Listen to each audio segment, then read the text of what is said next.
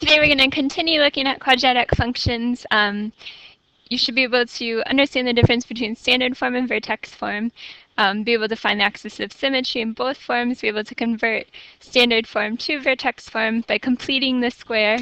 That's going to be our big idea today, and be able to find the maximum or minimum of any parabola.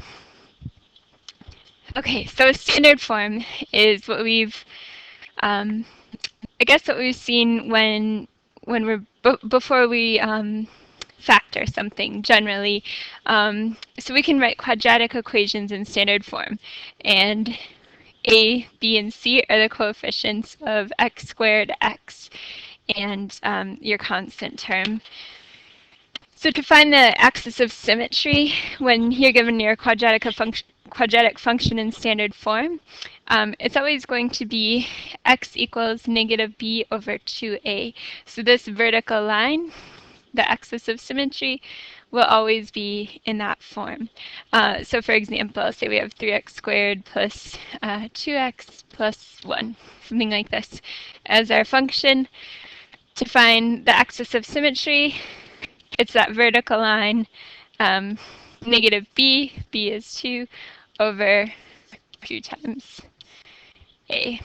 So x is equal to negative 2/6, or negative 1/3 would be our axis of symmetry. So we've looked a little bit at the axis of symmetry. It's the vertical line that parabolas are symmetrical about. Yeah, so you can see this symmetry. If we were to flip the right side around, it matches right up with the right side. So it is symmetrical. And then the vertex we've also talked about, but it's important to mention that the vertex is either the highest or the lowest point on the parabola, and it depends on A. If A is positive and the parabola is opening upwards, the vertex is going to be the lowest point. If A is negative and the parabola is opening downwards, the vertex is going to be the highest point. Okay, so you should be able to find the axis of symmetry of each of these parabola functions in quadratic functions in standard form. So remember, the axis of symmetry is always going to be x equals negative b over 2a. So in this case, b is 5, a is 1. So x equals negative 5 over 2 times 1, or negative 5 over 2. We can also find the vertex. How can we find this for quadratic equations in standard form? Well, if this gives us the axis of symmetry, negative b over 2a, that's of course going to be the x value of our vertex. It's going to be the same as the axis of symmetry. The vertex is on the axis of symmetry. So x will be negative 5 over 2, and to find y, we'll just plug in negative b over 2a into the function. So if we put negative 5 over 2 in for x, we've got negative 5 over 2 squared plus 5 times negative 5 over 2 plus 6. So can we put this 25 over 4 plus a negative 25 over 2 plus 6. If we get a common denominator of 4,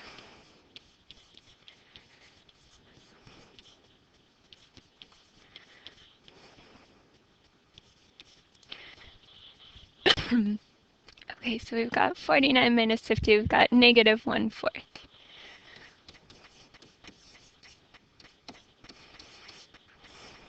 Okay, so that's how we find the vertex for the x value.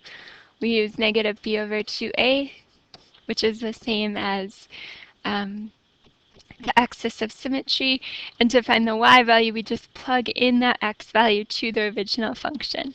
So we find f of negative b over 2a. Okay, if you can pause the video and do the next two examples, number 2 and 3, find the axis of symmetry, find the vertex of each one, and then start it again when you're ready to check your answers. Okay, so you should have, for your axis of symmetry for the second one, x equals 4 over 3. If you do negative b over 2a, you should get 4 over 3.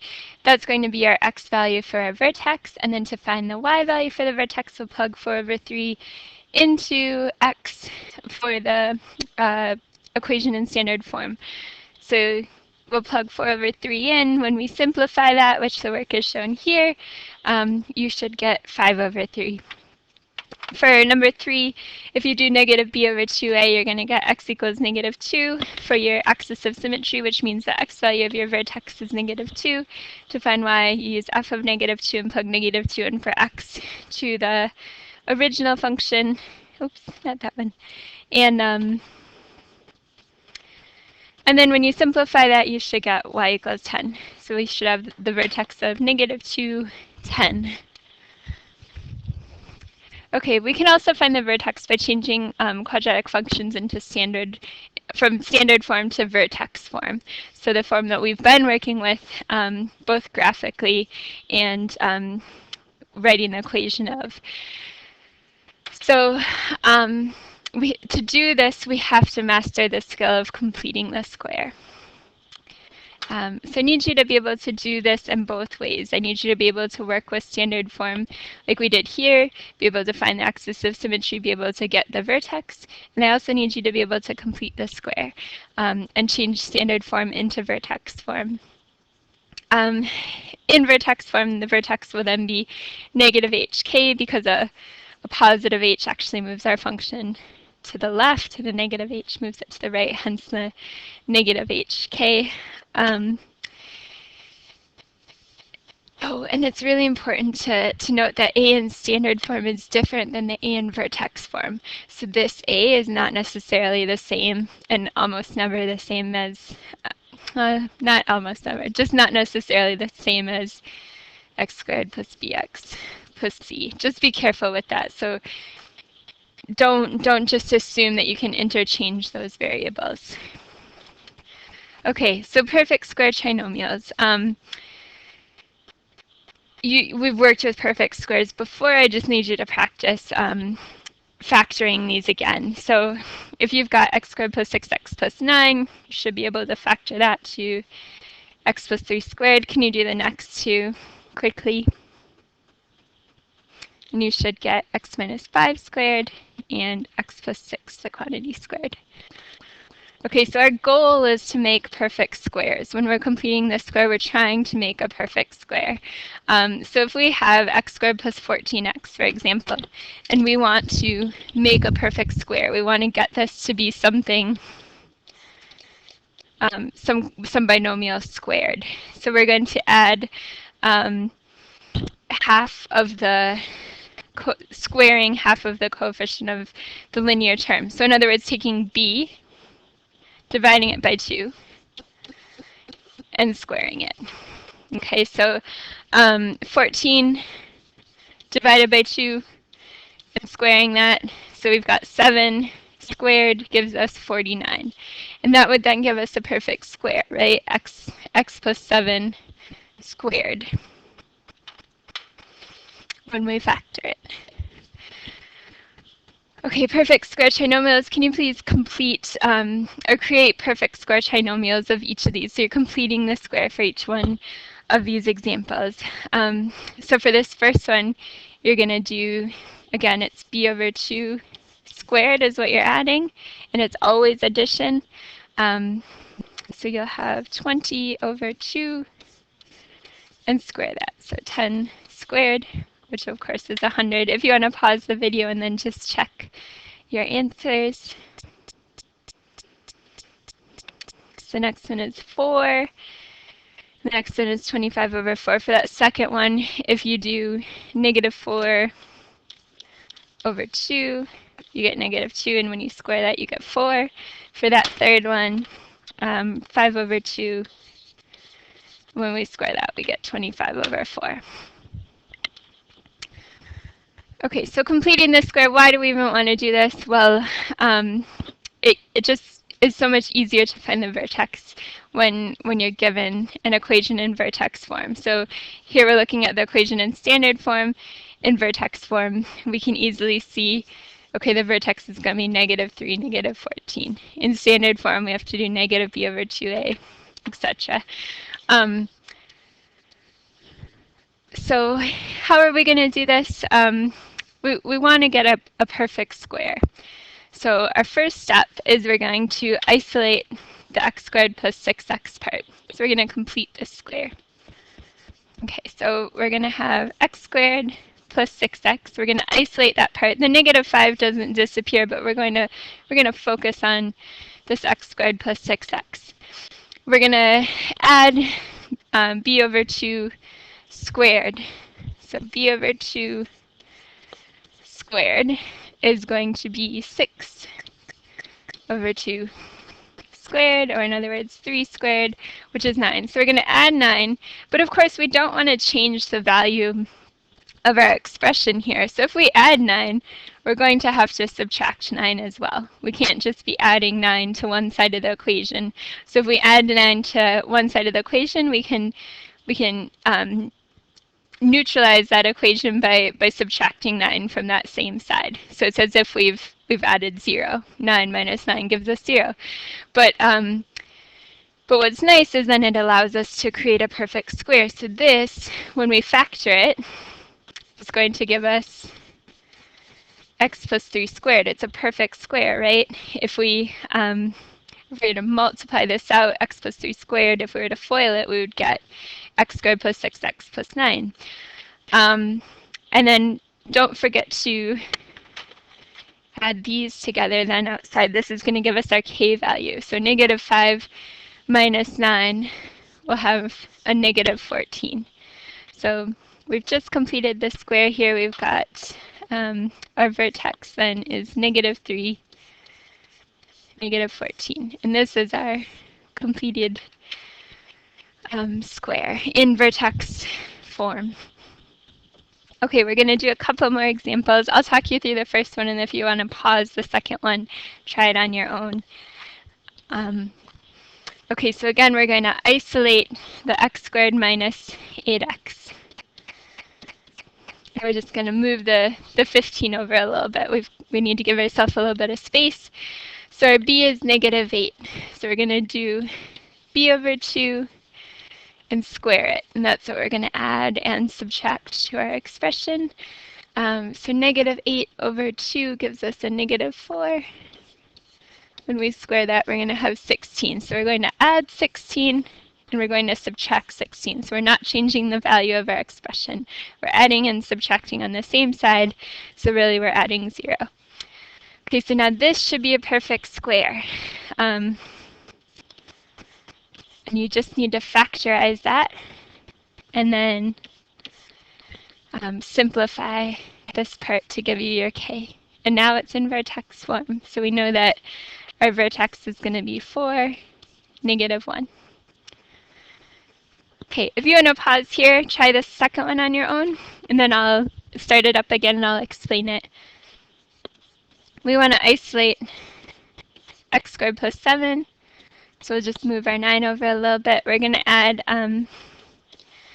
b over 2 squared and subtract b over 2 squared, so we'll have 49 over 4.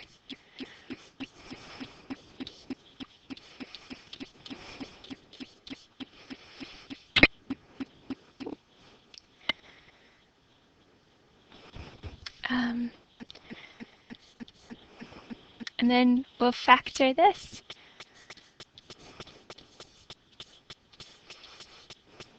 And 9 is the same as 28 over, oh no, that's not right, 36 over 4.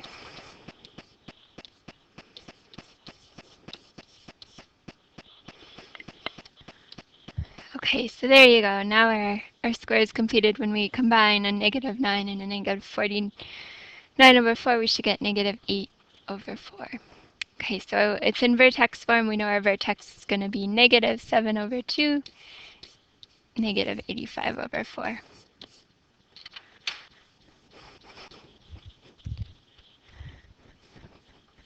Okay, just another example, and then there's an extension after this. So don't know if you can see this too. There's a 2x squared there. So what if there's a coefficient in front of x squared? We just simply factor out that coefficient. So this 2 is just simply going to be factored out. And you only have to factor it out from any term with x squared or x. So you do not have to factor it out from the 7. So we're going to have 2, and we've got our 7 out here. Okay, we've left a little space so we can complete the square.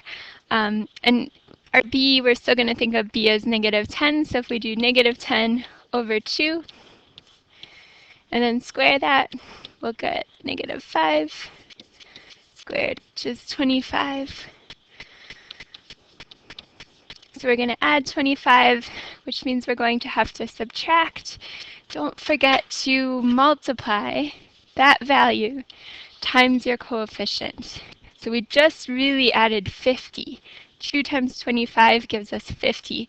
So we're going to have to subtract 50. Please don't forget that. So we added 25 within the brackets. So when we multiply 2, we get 50 outside the bracket. So we're going to have to subtract 50. And then it's just a matter of factoring what you've created here. And it should be a perfect square. So x minus 5 squared and minus 43. So it's in vertex form. We know our vertex is going to be 5, comma, negative 43. Okay, last example. This one's an extension, so if you don't feel like you need an extension, you're welcome to turn the video off here. Again, we're going to factor out our coefficient of x squared, and we only have to do it from the first 2 terms. So we'll have 3. We'll leave a little space, and we've got plus 4 outside the brackets. Okay, so this we're going to treat as our b, so we've got negative 7 over 3 divided by 2, and we're going to square that. Dividing by 2 is the same as multiplying by 1/2. So we'll have negative 7 over 6. That squared is going to give us 49 over 36. So we're adding 49 over 36 within our brackets. Don't forget to multiply by 3. So 49 over 36 has to be multiplied by our coefficient here, and then we're going to subtract that value over here. So 49 over 12 when we multiply that out. Okay, and then it's just a matter of factoring this perfect square here. Okay, so 3 is our coefficient, x minus 7 over 6, the quantity squared. We can make this 48 over 12, so we'll just have a negative 1/12 for our k, and so that gives us a vertex of 7 over 6, negative 1/12. Great, thanks.